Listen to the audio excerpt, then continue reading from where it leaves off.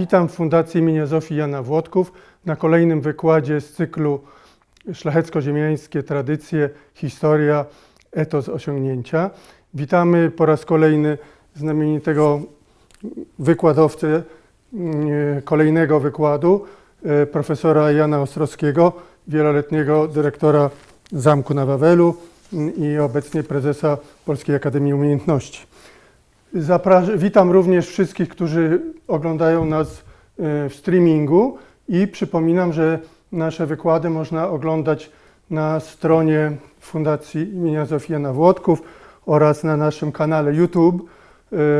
Poprzednie wykłady już tam są, ten będzie za kilka tygodni po edycji.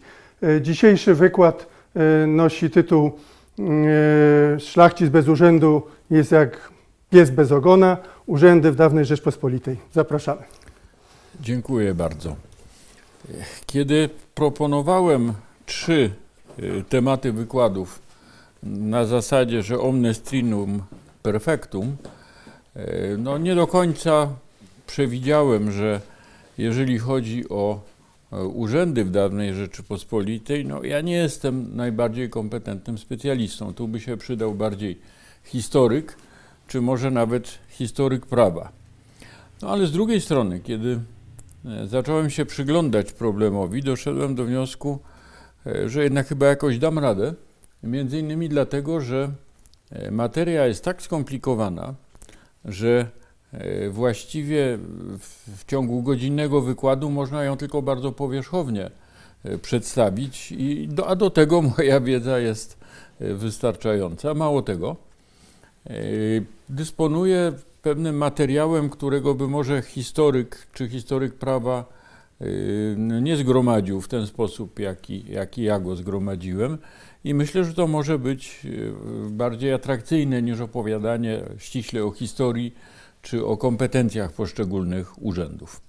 Otóż dlaczego system urzędów staropolskich jest ważny dla obrazu kultury dawnej Rzeczypospolitej?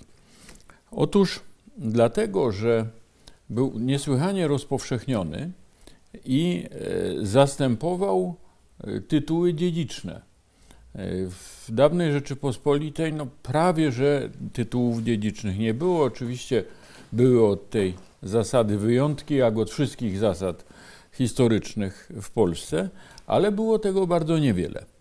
Natomiast wyróżnianie się poszczególnych osób, które uzyskały jakąś wyższą pozycję z tego tłumu szlacheckiego, realizowało się właśnie przez piastowanie określonych urzędów. Skąd się te urzędy wzięły?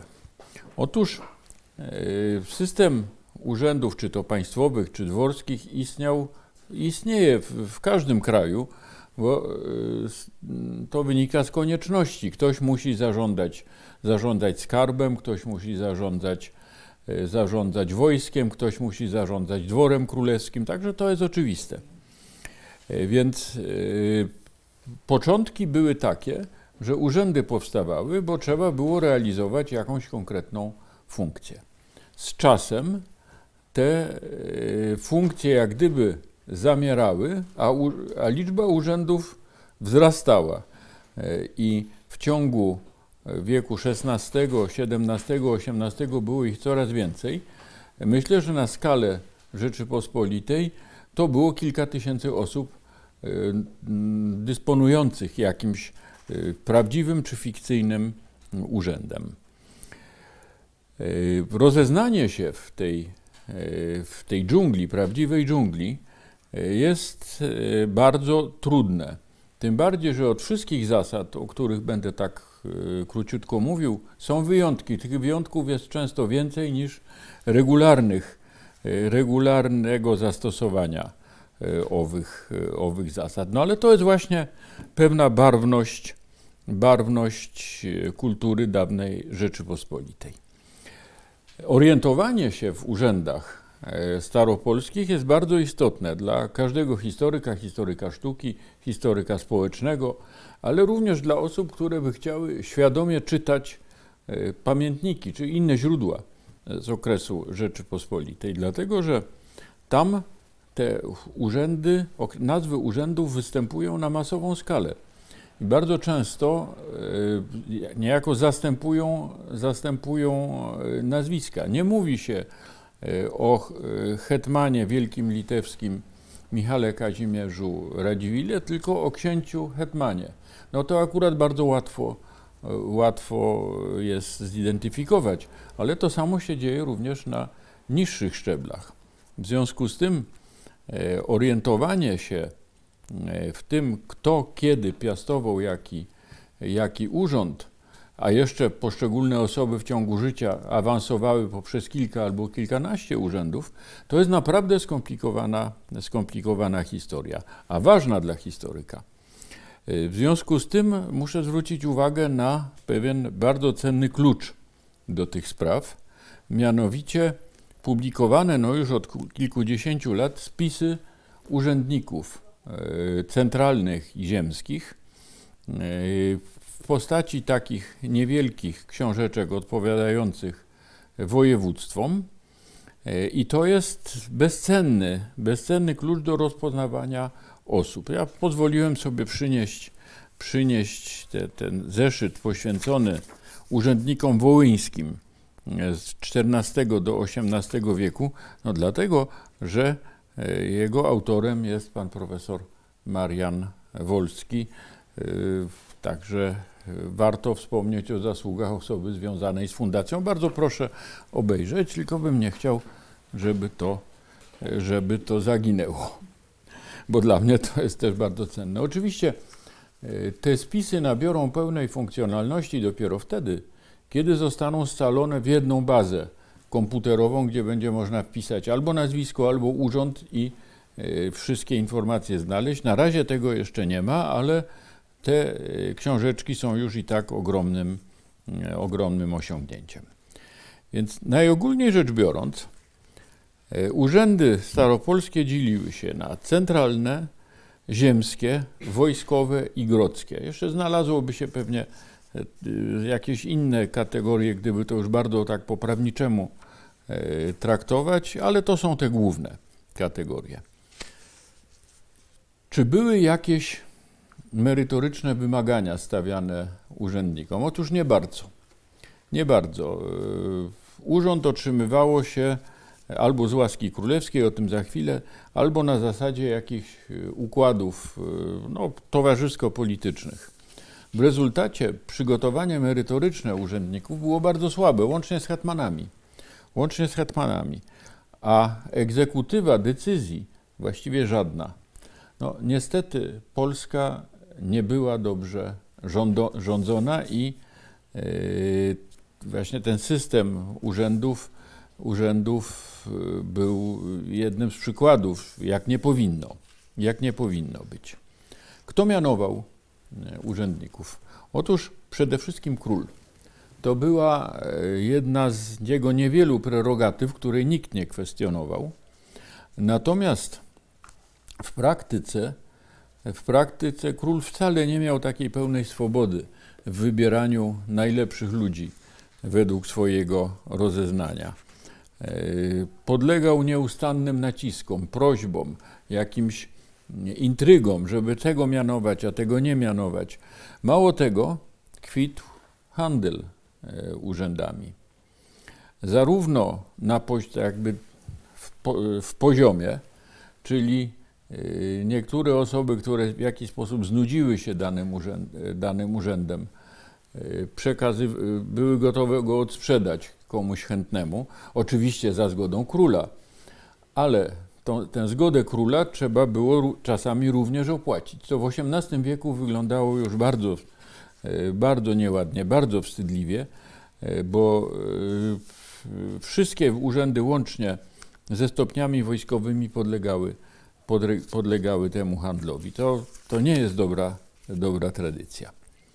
Niemniej urzędami rządziło kilka zasad, które jednak na ogół były respektowane. Pierwsza to incompatibilitas, czyli zakaz łączenia niektórych urzędów. Na przykład nie można było być wojewodą i ministrem, ale można było być wojewodą i hetmanem. Dlaczego to powiem za chwilę. Chodziło o to, żeby w jednych rękach nie gromadziło się zbyt wiele władzy, ale też o to, żeby tych urzędów więcej zostało dla innych, więc tego na ogół przestrzegano. Druga zasada to była alternata, a więc wymienność sprawowania pewnych urzędów. Na przykład w koronie kanclerze byli na przemian albo duchownymi, albo świeckimi. I tego przestrzegano. Jeżeli kanclerz był duchowny, to podkanclerzy był świecki i odwrotnie. Jeżeli świecki był kanclerzem, to mianowano biskupa podkanclerzem. To na ogół jednak funkcjonowało, ale ogólnie ten obraz jest chaotyczny, a przy tym bardzo malowniczy, bo we wszystkich krajach, które mają starą tradycję prawa, takie rzeczy się dzieją.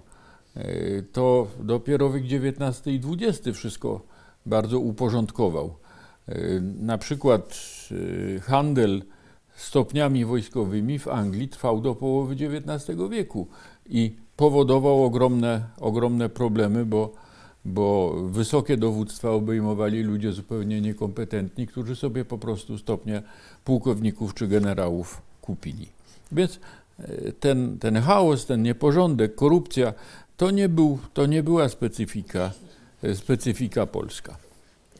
Więc teraz przejdziemy może do spraw trochę bardziej szczegółowych. Najważniejsze zgromadzenie urzędników to był Senat, czyli wyższa izba parlamentu. Uczestnictwo w Senacie dawało ogromny prestiż, a niewielką władzę. Bo właściwie to była Rada Królewska mająca tylko takie doradcze funkcje, ale ponieważ tam zasiadali najpotężniejsi ludzie w kraju, więc praktycznie to była jednak bardzo ważna rzecz zostać senatorem, niesłychanie prestiżowa. Na przykład jak gdyby taki ranking rodzin historycznych tradycyjnie obliczano według liczby senatorów, prawda? Czy jakaś rodzina wydała tych senatorów 1, 2, 10, 20, 30, prawda? To już tylko magnackie rodziny miały takie wysokie liczby. Kto wchodził w skład Senatu? Otóż biskupi, ordynariusze rzymskokatolicy z prymasem, czyli arcybiskupem gnieźnieńskim na czele, wojewodowie i kasztelanowie. To jest ta pierwsza grupa. Druga grupa to ministrowie, a więc marszałkowie wielki i nadworny, kanclerz wielki i podkanclerzy, podskarbi wielki i od XVIII wieku także hetmani i podskarbi nadworne. To byli tak zwani ministrowie, którzy stopniowo uzyskiwali te prerogatywy sejmowe. Właśnie dzięki temu, że hetman bardzo długo nie był senatorem, to nawet trzeba było być wojewodą, a jednocześnie hetmanem. Pierwszym senatorem, tu mamy taki bardzo wczesny widok posiedzenia Senatu z roku 1569. Pierwszym senatorem był prymas, inter rex w trakcie bezkrólewia. I jego tutaj widzimy w tym miejscu, gdzie widać krzyż trzymany za jego plecami przez tak zwanego krucyfera. On jest na tym ujęciu jedynym senatorem, któremu przysługuje, który ma tu jakiś atrybut. Ten krzyż miał zresztą też pewne funkcje polityczne, dlatego że są zapisy, że w trakcie dyskusji politycznych prymas poprzez tego krucyfera sterował głosowaniem poruszając tym krzyżem. Oni go pochylali czy obracali. W ten sposób stronnicy prymasa wiedzieli, jak mają głosować. Poza tym pozostali senatorowie duchowni nie mieli żadnych specjalnych atrybutów. Co ciekawe, drugi arcybiskup, drugi metropolita polski, czyli arcybiskup lwowski, tego krzyża w Sejmie nie używał. Na portretach owszem, w Sejmie nie. Tu mamy jeszcze inne ujęcie, trochę późniejsze, gdzie widać dobrze ten krzyż nad głową prymasa, ale co jeszcze można zauważyć? Na pierwszym planie mamy marszałków z laskami. Do marszałków i lasek przejdziemy w odpowiednim momencie, ale tutaj ich widzimy, nawet wiemy, kto to był. Kiedyś to sprawdziłem, dało się zidentyfikować. Pozostali członkowie Senatu, czyli wojewodowie i kasztelanowie, nie mieli żadnych atrybutów. Nie przysługiwały im żadne przedmioty, które by ich wyróżniały w tym zgromadzeniu. Ich władza była zresztą bardzo iluzoryczna. To są urzędy, które ukształtowały się głęboko w średniowieczu. Były najpierw urzędami wojskowymi, potem się stały raczej cywilnymi, już bez właściwie żadnej władzy, ale z ogromnym prestiżem. Można jeszcze powiedzieć o takich ciekawych, nietypowych sprawach, jak to, że pierwsze miejsce wśród wojewodów zajmował kasztelan krakowski. On był też wojewodą i to najważniejszym. A z kolei też na wysokim miejscu w hierarchii zasiadał starosta żmudzki, który się nazywał starostą, ale też był wojewodą. Jak już powiedziałem, sama nazwa, to słowo wojewoda wskazuje na militarne pochodzenie tego urzędu, ale w czasach nowożytnych, w czasach Rzeczypospolitej Polsko-Litewskiej, wojewodowie już właściwie prawie, że nie mieli żadnych funkcji. Teoretycznie dowodzili pospolitym ruszeniem danego województwa, no co zdarzało się bardzo rzadko, a na co dzień mieli nadzór nad miastami, nad takimi bardzo prozaicznymi sprawami jak miary, wagi, ceny. Oczywiście sami tego nadzoru nie sprawowali, tylko przez niższych urzędników, przede wszystkim przez podwojewodziego. Niemniej być wojewodą to było naprawdę coś. Oczywiście była hierarchia tych wojewodów z kasztelanem krakowskim na samym szczycie.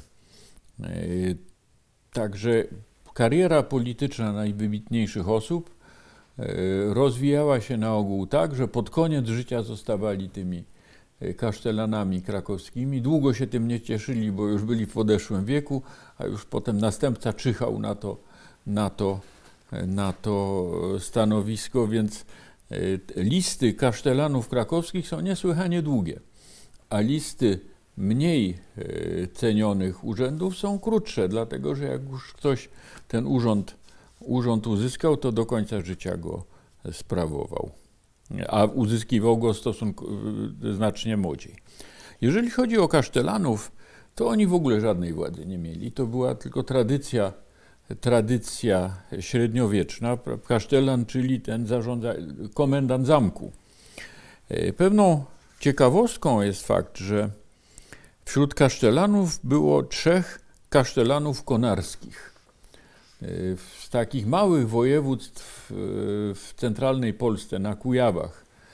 Skąd się to wzięło? Otóż tak naprawdę ci kasztelanowie konarscy to byli koniuszowie, ale z jakichś powodów tam nazywali się kasztelanami konarskimi. I kiedy tworzono tę listę senatorów, wpisywano wszystkich kasztelanów, wpisano i ich. I te małe województwa łęczyckie, sieradzkie miały małe ziemie, bo to nie były województwa, miały po 2 kasztelanów, chociaż Kraków miał tylko jednego. Więc tak wyglądali ci urzędnicy sejmowi, biskupi, kasztelanowie i wojewodowie. Teraz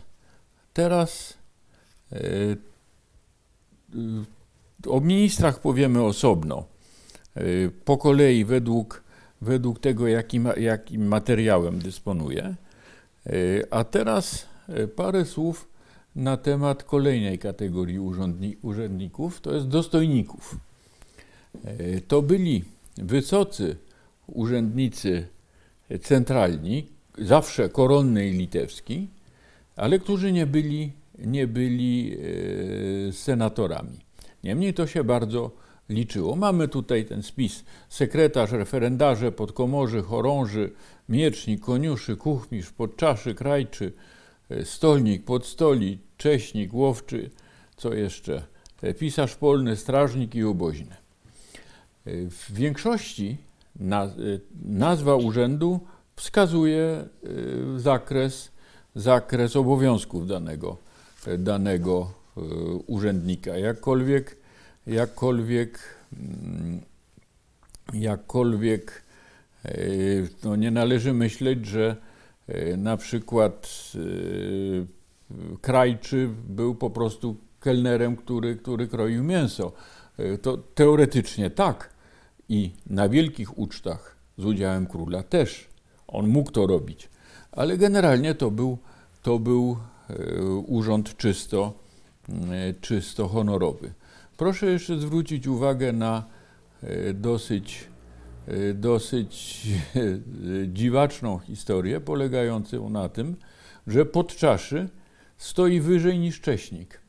Obydwaj odpowiadali za napitki na dworze królewskim, ale cześnik, chociaż wydawałoby się, że powinien być ważniejszy od podczaszego, de facto stał niżej. Tutaj parę słów za chwilę powiem o podkomorzych, bo to jest sprawa ciekawa. I wreszcie urzędnicy ziemscy i grodcy w koronie, bo na Litwie to wyglądało zupełnie inaczej i trzeba by osobny wykład na ten temat zrobić. A więc mamy w każdej ziemi i w niektórych powiatach mamy podkomorzego, starostę grodowego, chorążego, sędziego, potem tych wszystkich podczaszych, podstolich, wreszcie najniżej skarbnik, co może trochę dziwić, bo to oznaczało, że nie dbano o sprawy finansowe. Jeszcze przypomnę tylko, jaka była funkcja wojskiego. Otóż wojski zajmował się rodzinami żołnierzy, którzy wyruszali na wojnę. On się miał nimi opiekować. Warto też powiedzieć o staroście grodowym, bo to była realna władza. Starosta grodowy miał uprawnienia takie policyjno-prokuratorskie i jeżeli trzeba było przeprowadzić jakieś śledztwo, kogoś aresztować, to właśnie było zadanie starosty grodowego. To była istotna bardzo funkcja, władza znacznie większa niż ta, która przysługiwała wojewodom. Ale co ciekawe, na Litwie wszyscy wojewodowie byli jednocześnie starostami. W związku z tym na Litwie mieli realną władzę, w koronie nie. O podkomorzem powiemy sobie za chwilę. No, już to, co powiedziałem i pokazałem, świadczy o tym, że orientowanie się w tych kwestiach, jakie są urzędy, a jeszcze do tego, kto jaki urząd sprawuje, nie było rzeczą prostą. Tym bardziej, że nie powstały żadne tak ogólnie dostępne schematy, listy urzędników wskazujące, kto jest. Oczywiście w konstytucjach sejmowych te rzeczy są omawiane, ale nie ma takiego jednolitego zestawu. Co ciekawe, próbę takiego zestawienia urzędów i atrybutów im przysługujących podjął Józef Aleksander Jabłonowski w formie gry planszowej. To, co tutaj jest w tej chwili pokazane, jest to plansza do gry dla młodzieży, żeby się grając, zasad nie znam, czy nie przestudiowałem tego na tyle, żeby grając w tę grę, jednocześnie uczyła się młodzież funkcji poszczególnych urzędów. Na kolejnym obrazku przedstawiam wybrane fragmenty, gdzie można wyraźniej zobaczyć atrybuty, które Jabłonowski przypisał poszczególnym urzędnikom. A więc widać, że krajczy ma nóż i widelec, pod czaszy ma jakieś kielichy i szklanki i tak dalej, i tak dalej. Nigdy nie widziałem ani pieczęci, ani portretu, na którym by widelec był wymalowany i nóż. Natomiast miecz koniuszego w górnym rzędzie po prawej stronie, owszem, i właśnie ta plansza była kluczem do rozpoznania jedynego, jaki znam, portretu koniuszego ze swoim atrybutem. Zobaczymy go za chwilę. Zwracam uwagę, że w drugim rzędzie po prawej stronie mamy atrybuty podkomorzych i podskarbich, które są w zasadzie takie same, to są klucze. To są klucze i zresztą zobaczymy, jak to się odbija w materiale historycznym. Więc w największym skrócie niektórzy urzędnicy mieli swoje atrybuty, a inni nie mieli. Będziemy się zajmować tymi, którzy mieli, bo tutaj jest jakiś materiał, który można szerzej omówić. Zaczynamy od marszałka. Było w sumie 4 marszałków, 2 marszałków wielkich, to jest koronny i litewski, i 2 marszałków nadwornych, którzy stali niżej. Marszałek wielki był rodzajem premiera, jednocześnie ministra spraw wewnętrznych, a więc była to teoretycznie najwyższa funkcja i realna władza na terenie Warszawy.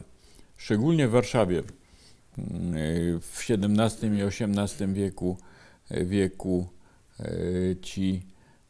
ci marszałkowie odgrywali istotną rolę. Ich atrybutem była laska. I widać tutaj tego marszałka z laską, a tutaj mamy reprodukcję lasek marszałkowskich z wieku XVI i XVII. Otóż generalnie rzecz biorąc, laski marszałków wielkich i nadwornych były wspaniale zdobione. To były bardzo często prawdziwe dzieła sztuki. Jest ich niestety bardzo niewiele. Jeżeli jest kilka, to jest maksymalna liczba. One były zdobione herbami Polski i Litwy i bywały też odniesienia do konkretnego króla.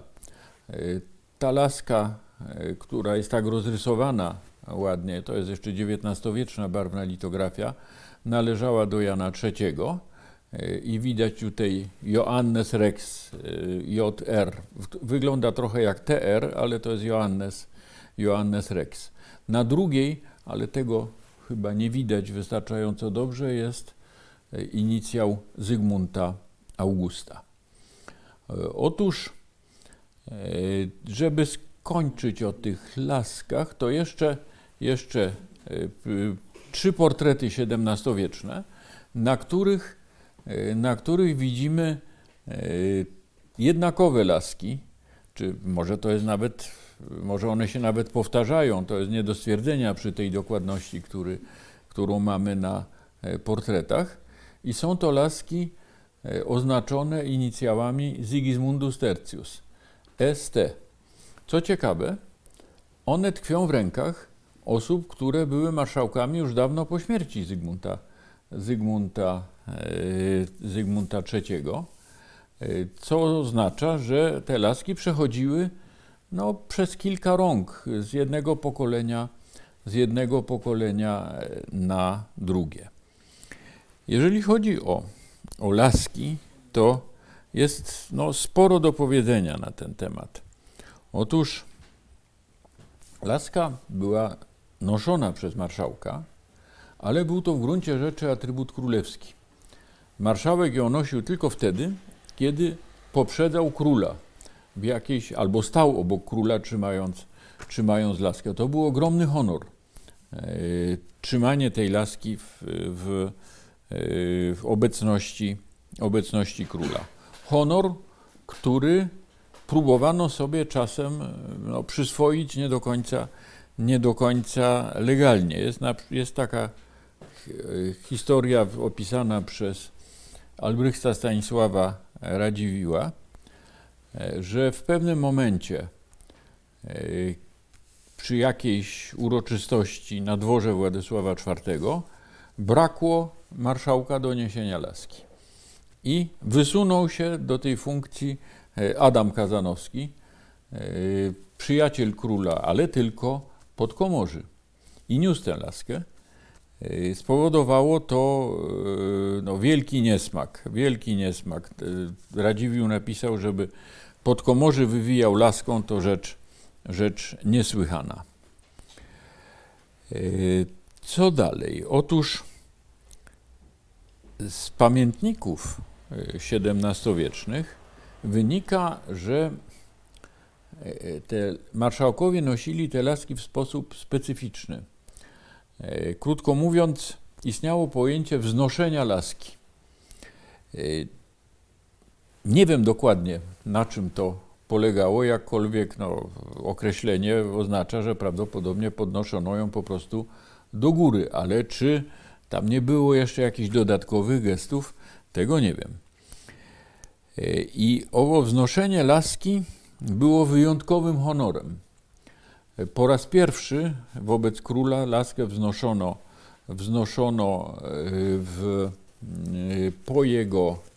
po jego namaszczeniu w czasie koronacji. I był to też problem, który starano się rozstrzygnąć w pewnych specyficznych sytuacjach. Na przykład, kiedy Władysław IV wybrał się na kurację do Baden pod Wiedniem, to zastanawiano się, czy w Pałacu Cesarskim można tę laskę unieść, czy nie można. Uznano, że lepiej nie, bo że to może być obraza dla cesarza. Tak samo Albrecht Stanisław Radziwiłł, który był bardzo biegły w tych sprawach protokolarnych, rozważał kwestię, czy marszałek dworu królowej Ludwiki Marii, który ją witał po przyjeździe do Polski w Gdańsku, czy przed nią należy tę laskę też unieść. I uznano, że nie, że jej się to nie należy, że może ewentualnie po koronacji, ale przed koronacją to na pewno nie. To tyle może o laskach marszałków wielkich i nadwornych. Ja pokażę jeszcze jedno zdjęcie takich XVIII-wiecznych marszałków litewskich. Widać te bardzo wspaniałe te laski, które oni trzymają. Ale marszałków było wiele kategorii marszałków. Ci ministrowie to był tylko sam szczyt szczyt tej hierarchii, bo przecież byli marszałkowie Sejmu, wybierani tylko na kadencję. Byli marszałkowie Trybunału, znowu wybierani na kadencję dwuletnią. Byli marszałkowie sejmików. Oni wszyscy mieli prawa do lasek, ale te laski już na ogół nie były takie wspaniałe, a laski sejmowe były nawet wedle zwyczaju po prostu wykonane z jasnego drewna. Niemniej posiadanie takiej laski i odbycie tych urzędów, czy to marszałka Sejmu, czy marszałka Trybunału, bardzo sobie ceniono. Tak przy okazji powiem jeszcze, że na Litwie marszałków sejmikowych często nazywano dyrektorami, a w Trybunale był marszałek świecki i prezydent duchowny, a na Litwie ten prezydent duchowny nazywał się prezesem. Więc widzą Państwo, jakie były skomplikowane te zwyczaje i trudno je uznać za do końca logiczne. Więc odbycie funkcji marszałka sejmowego czy marszałka Trybunału bardzo sobie ceniono.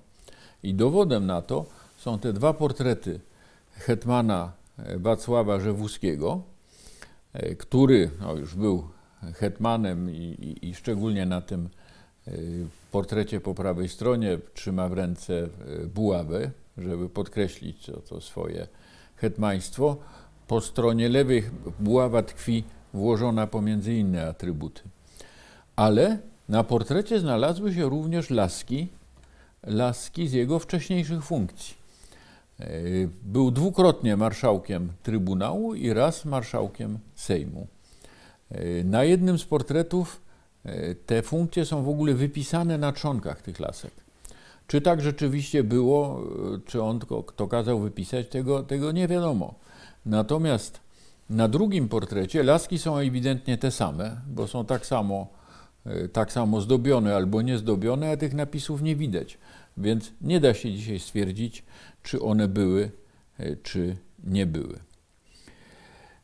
Więc jak już powiedziałem, tych marszałków były różne kategorie marszałków. Wspomniałem tu jeszcze mamy laski sejmowe i to bardzo wybitnych postaci. To jest Stanisława Małochowskiego i Kazimierza Nestora Sapiechy.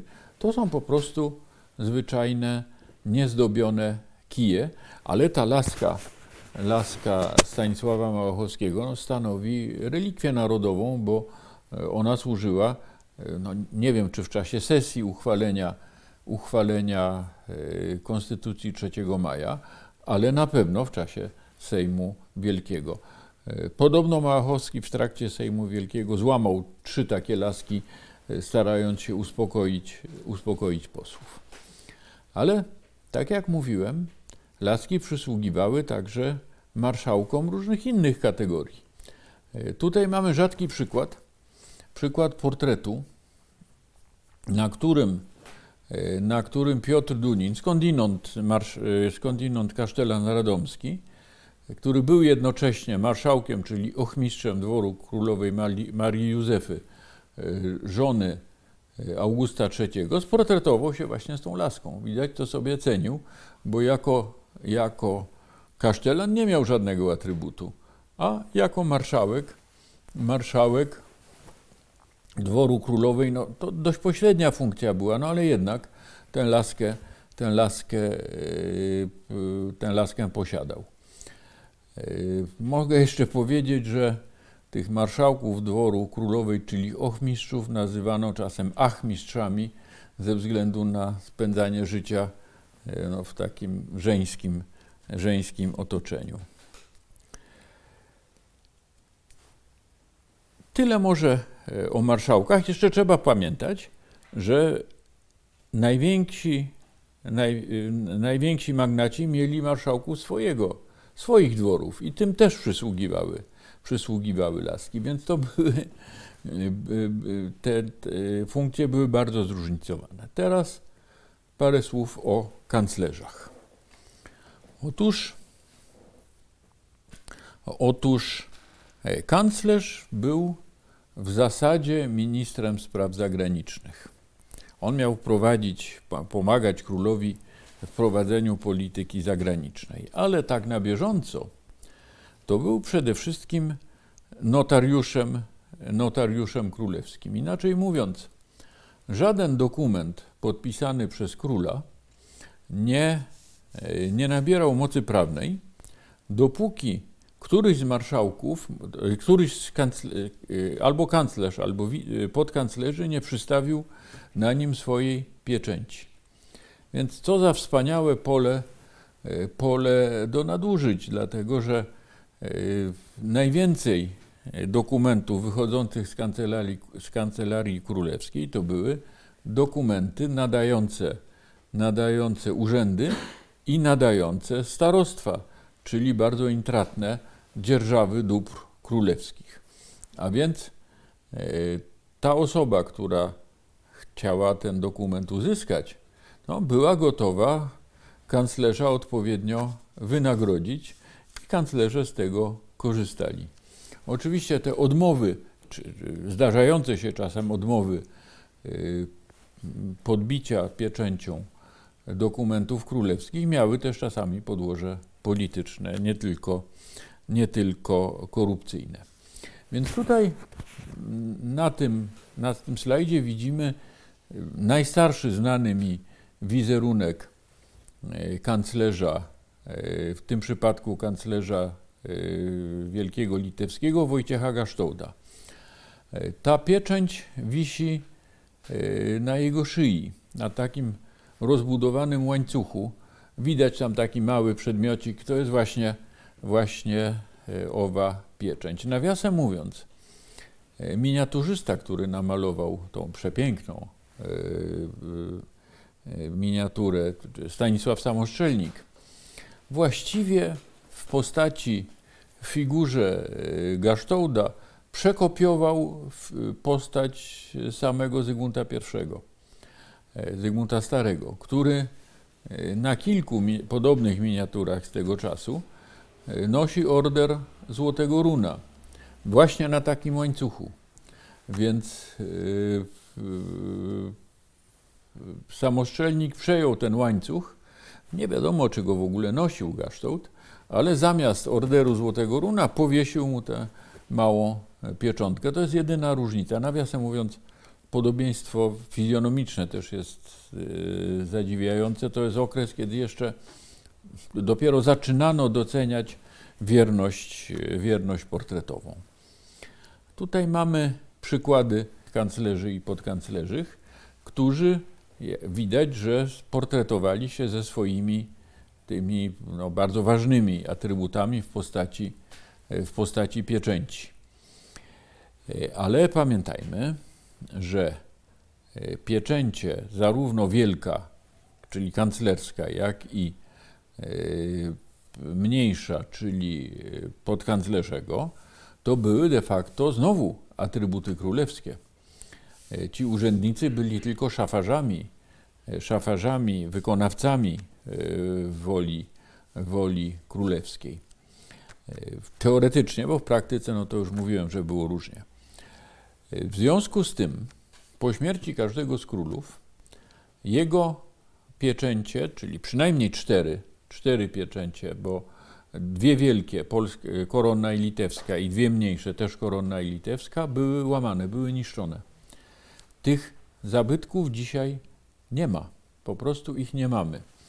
Dlatego bardzo niezwykłym przypadkiem jest pieczęć wielka litewska Jana III Sobieskiego, tutaj po prawej stronie, która jakimś cudem, w zasadzie nielegalnie się zachowała, na szczęście się zachowała. Co więcej, możemy ją rozpoznać w rękach kanclerza litewskiego Krzysztofa Paca. To jest niewątpliwie ten sam przedmiot, który dzisiaj znajduje się w archiwum głównych akt dawnych. Podskarbiowie, ministrowie ministrowie finansów. No, trzeba powiedzieć, że ich bardzo ważna funkcja nie była tak doceniana, jakby należało i finanse Rzeczypospolitej zawsze stały słabo. Mało tego, zdarzały się różnego rodzaju nadużycia. No, niemniej było to ważne stanowisko. Takiego 100% portretu podskarbiego, który by sportretował się z kluczem, nie znam. Może jest, ale gdyby był, to bym znał. Natomiast mogę pokazać pieczęć Jerzego Detlefa Fleminga, podskarbiego litewskiego, gdzie, jak widać, mamy tutaj dwa klucze skrzyżowane, a na ich tle jest tarcza z jego herbem. Klucze podskarbich pojawiają się, owszem, ale na portretach sapiechów wchodzących w skład tak zwanej Galerii Kodeńskiej. To jest taka gigantyczna kolekcja wizerunków sapieżyńskich, licząca ponad 70 jednolicie skomponowanych obrazów. Dzisiaj należy do Zamku Królewskiego na Wawelu. Byłem bardzo szczęśliwy, kiedy mogliśmy ją kupić jakieś 15 lat temu. I ci sapiechowie, a ściśle Jan Fryderyk Sapiecha bardzo zadbał o to, żeby wszystkie atrybuty tym jego krewnym zostały przypisane. Także tu mamy te dwa przykłady kluczy podskarbiowskich na portretach z Galerii Kodeńskiej. Hetman. Ogromna pozycja. Najpotężniejszy właściwie urząd, bo zwierzchnik wojska, zwierzchnik siły zbrojnej. A ponadto hetmani mieli jeszcze specjalne funkcje w odniesieniu do zarządzania terenami kresowymi w pobliżu granicy z Turcją i z Kozakami. No tam byli prawie że udzielnymi władcami. Atrybutem hetmana była buława, a więc najprościej można powiedzieć, że to była wspaniale zdobiona pałka bojowa, wykonana z blachy złotej, no może złotej rzadko, ale srebrnej bardzo często, pozłacanej, kameryzowana, zdobiona emalią. To są wspaniałe przedmioty, bardzo rzadkie dzisiaj, jest może kilkanaście buław wszystkiego razem. I prawie wszystkie to są przedmioty wykonane w krajach Bliskiego Wschodu, przede wszystkim w Turcji, czasami w Persji. Trochę jest przykładów siedmiogrodzkich, czyli węgierskich, ale dzisiaj Siedmiogród to jest część Rumunii. I trochę jest takich pojedyncze sztuki, które można uznać za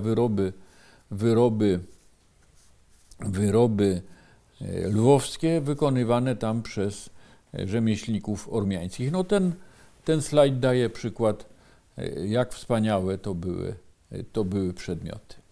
No i przykłady wybitnych hetmanów, z reguły portretujących się z buławami. Proszę, Zamojski, Czarniecki, Michał Kazimierz Pac, Mikołaj Hieronim Sieniawski. Do końca XVII wieku hetmani to jeszcze byli prawdziwi wojskowi, którzy toczyli walki z Turkami, z Kozakami. W XVIII wieku to się bardzo zepsuło i jakość, że tak powiem, oficerska tych hetmanów bardzo spadła. Ale muszę pokazać dwa portrety hetmanów, którzy niczym nadzwyczajnym się nie zaznaczyli. Nawet identyfikacja osób nie jest do końca pewna. No, starałem się to dopracować jak się tylko dało, ale musiałem jednak postawić znaki zapytania przy nazwiskach Grzegorza Antoniego Ogińskiego i Feliksa Potockiego. Obydwaj byli bardzo krótko hetmanami na samym początku wieku XVIII. Dlaczego pokazuję te slajdy? Otóż oni trzymają w rękach buławy, a może jedną i tę samą buławę, bo to one wyglądają na nas absolutnie bliźniacze, których trzonki są zdobione złotymi orłami na błękitnym tle. Otóż to nie może być wyrób turecki. To musiał być wyrób miejscowy i to nie takie proste naśladownictwo wzorów wschodnich. Nigdy tego rodzaju buławy nie widziałem, to znaczy inaczej mówiąc, taka buława nie istnieje w żadnych zbiorach, które podlegają jakiemuś opracowaniu naukowemu.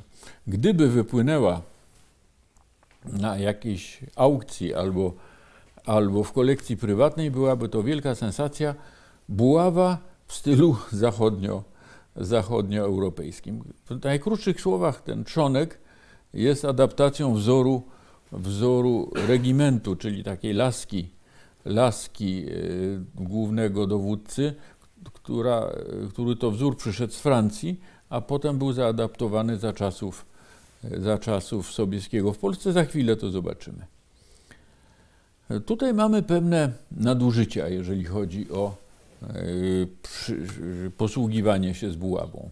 W jednym przypadku mamy królewicza Władysława Zygmunta Wazę, czyli późniejszego Władysława IV, w stroju polskim, jeden z najpiękniejszych portretów XVII-wiecznych, jakie mamy, który w ręce trzyma buławę, która do dzisiaj znajduje się w zbiorach Zamku Królewskiego na Wawelu. Także to jest bardzo rzadki przypadek, że na portrecie można odnaleźć konkretny przedmiot. Drugi portret zbiorowy rodziny Sobieskich ukazuje małego Aleksandra, królewicza Aleksandra, który też trzyma buławę w prawej ręce, podtrzymując portret swojego ojca. No, z punktu widzenia prawa było to nadużycie, bo ani królewicz, ani Władysław IV, ani Aleksander nie mieli prawa do żadnej buławy, no ale byli królewiczami, no więc jakoś to przynajmniej na portretach uchodziło. Wracając do hetmanów, hetman miał jeszcze jeden znak służący w czasie bitwy. To jest po prostu tak zwany znak hetmański, czyli rodzaj kopii z dodanym takim skrzydłem. Zachowały się takie, jeden czy dwa takie znaki hetmańskie, one były wbijane przy namiocie hetmana albo też w miejscu, gdzie znajdował się w czasie bitwy. Więc to był jakby drugi atrybut obok buławy. Teraz niższe szarże wojskowe, ale ciągle wysokie i oczywiście w autoramencie polskim, czyli pułkownik i porucznik. Innych oficerów nie było.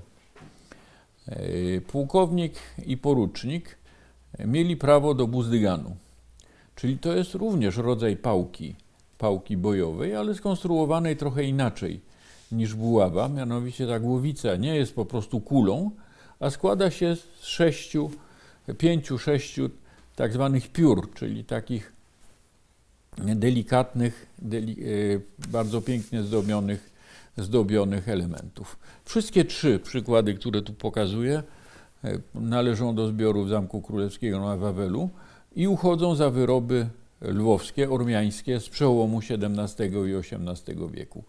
Wszystkie trzy bardzo piękne. Na portretach znajdujemy multum buzdyganów. Właściwie każdy szlachcic służący w wojsku uważał się za oficera i za uprawnionego do używania buzdyganu, szczególnie na portretach. Więc to jest rzecz absolutnie powszechna. Nawet osoby o dość skromnym statusie te buzdygany na portretach sobie malowały. Tutaj widać czasami dyskretnie, tak tylko kawałek widać, ale jednak te buzdygany są. No, jest to jeden z najpiękniejszych przedmiotów przedmiotów, które zrodziło rzemiosło artystyczne dawnej Rzeczypospolitej. Teraz ten zapowiadany regiment, mianowicie laska głównego dowódcy, która została zaadaptowana z Francji. Więc mamy tutaj portrety Władysława IV i Jana III, właśnie z regimentami. Ten regiment Jana III jest najwyraźniej modelem dla tych dwóch buław Ogińskiego i Potockiego, które przedstawiałem przed chwilą. Nawet bardzo niewojenni królowie też portretowali się z regimentami. Tutaj mamy Michała Korybuta Wiśniowieckiego i Stanisława Augusta Poniatowskiego. To był znak najwyższej władzy wojskowej. Ale jak to zawsze w Polsce, istniały pewne zwyczaje z pogranicza uzurpacji. Otóż w Polsce istniała funkcja regimentarza, czyli dowódcy o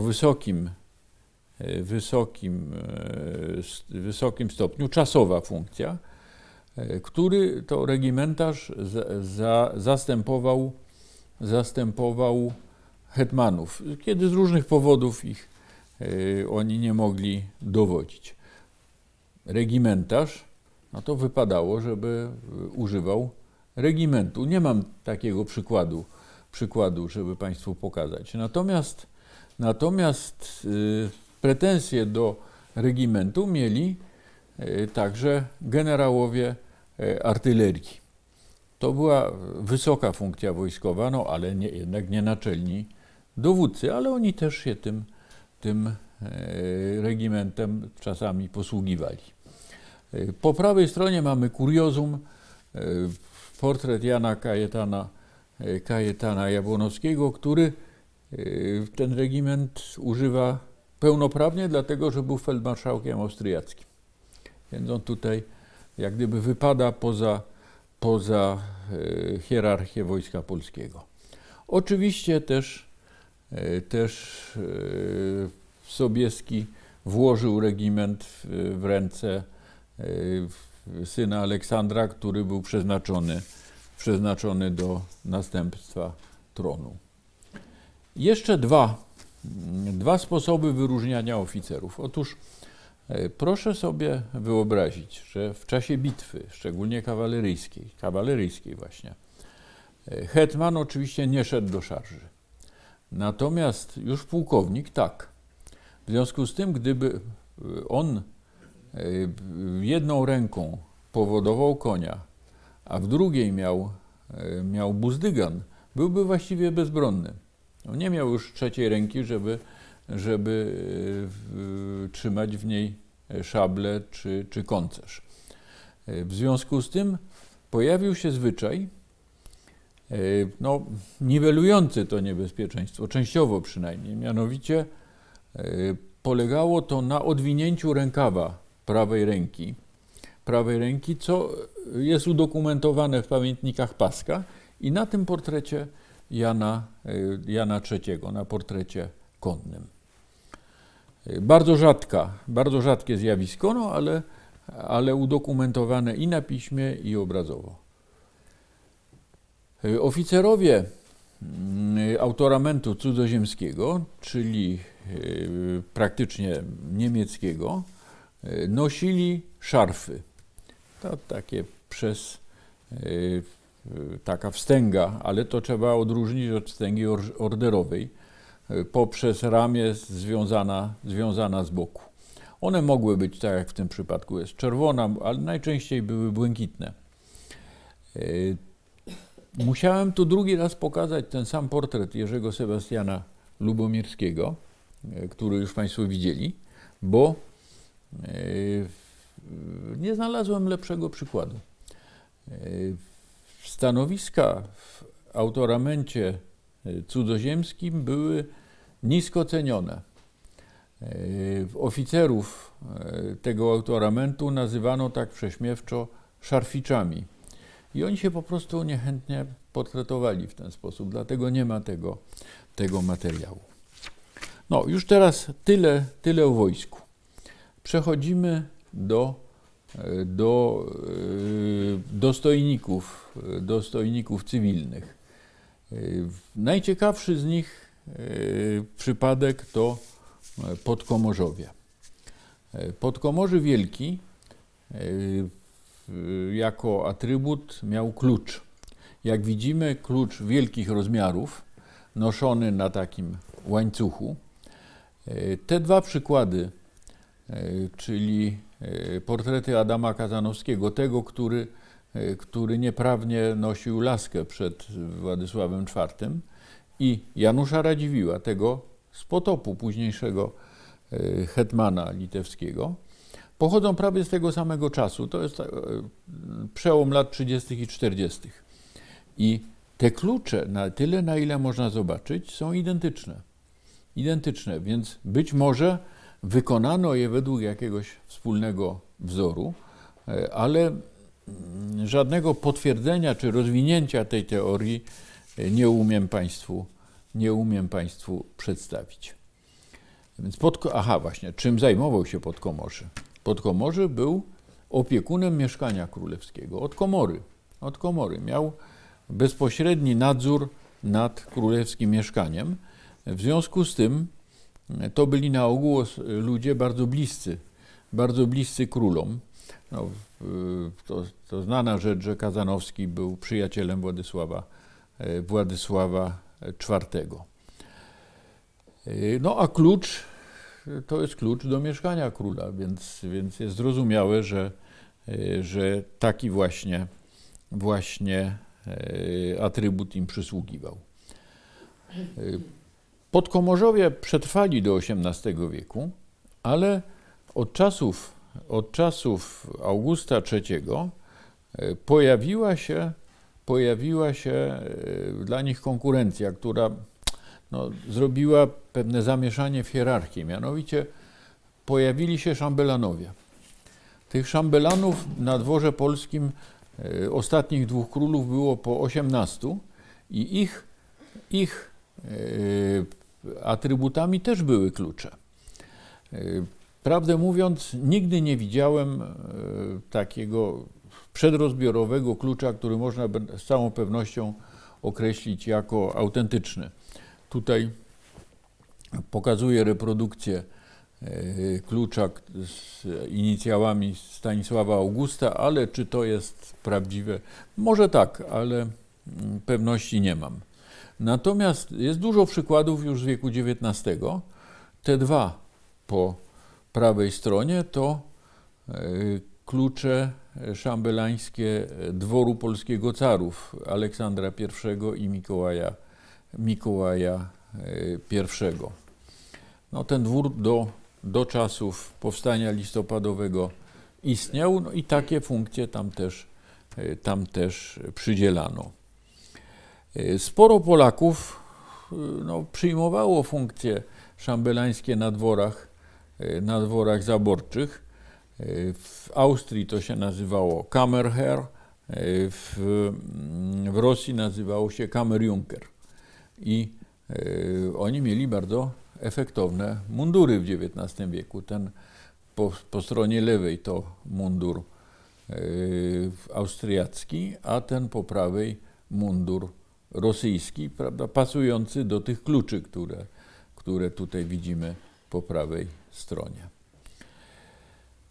Ale żeby to wszystko nie było takie proste, to pamiętajmy, że istniała kategoria podkomorzych ziemskich, którzy nie mieli nic wspólnego z dbaniem o mieszkanie królewskie, natomiast byli bardzo ważnymi urzędnikami w hierarchii ziemskiej, w koronie na pierwszym miejscu, na Litwie na drugim.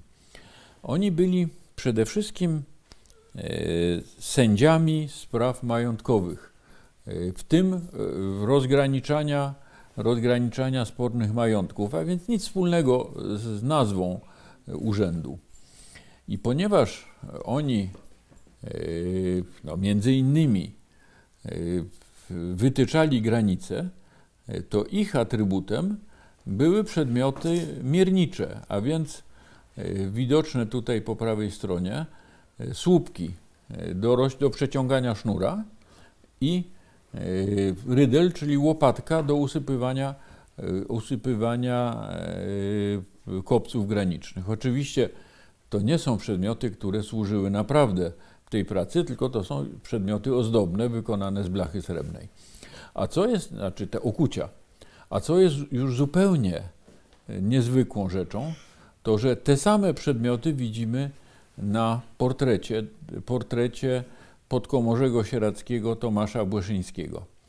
Zachował się tylko jeden komplet, na tyle na ile wiem, jeden komplet tych atrybutów i jeden portret, na którym te atrybuty zostały wymalowane, jeszcze łącznie ze sznurem mierniczym. I to dotyczy tego samego człowieka, tego Tomasza Błeszyńskiego i te przedmioty razem znajdują się w Muzeum Uniwersytetu Jagiellońskiego. Bardzo polecam, żeby kiedyś pójść i zobaczyć, bo to jest kuriozum. Poza tym natrafiłem tylko na jeden rysunek z końca XIX wieku, na którym jest przedstawiony taki bardzo ozdobny rydel po podkomorzym Stanisławie Sokołowskim. Jak ktoś znajdzie coś więcej, będę bardzo, bardzo zadowolony i szczęśliwy. Więc przypominam, że byli podkomorzowie wielcy, którzy byli urzędnikami dworskimi. Obok nich byli szambelani, którzy też byli urzędnikami dworskimi, ale pośredniejszymi. I byli podkomorzowie ziemscy, którzy z tymi podkomorzymi dworskimi nie mieli nic wspólnego. Jeszcze teraz ostatnie przykłady chorąży. Atrybutem chorążego jest chorągiew, to jest zupełnie oczywiste. Mamy po lewej stronie Aleksandra Jana Jabłonowskiego, którego już wcześniej widzieliśmy, a po prawej stronie bardzo wczesny przykład płyty nagrobnej chorążego poznańskiego Mikołaja Tomickiego. Tu jesteśmy w latach 20. XVI wieku, to jest bardzo wczesna rzecz, ale chorągiew w rękach chorążego jest zupełnie oczywistą sprawą. Kolejny urząd posiadający swój atrybut to koniuszy. Znowu, w tym przypadku wielka rzadkość, bo znam tylko ten jeden przykład koniuszego, który miał świadomość, że przysługuje mu miecz, bo to nawet nie jest szpada, tylko rodzaj miecza, i sportretował się z nim. To jest koniuszy litewski Jakub Henryk Fleming. Byli też inni urzędnicy, którym przysługiwał miecz, mianowicie miecznicy, ale to już jest sprawa oczywista.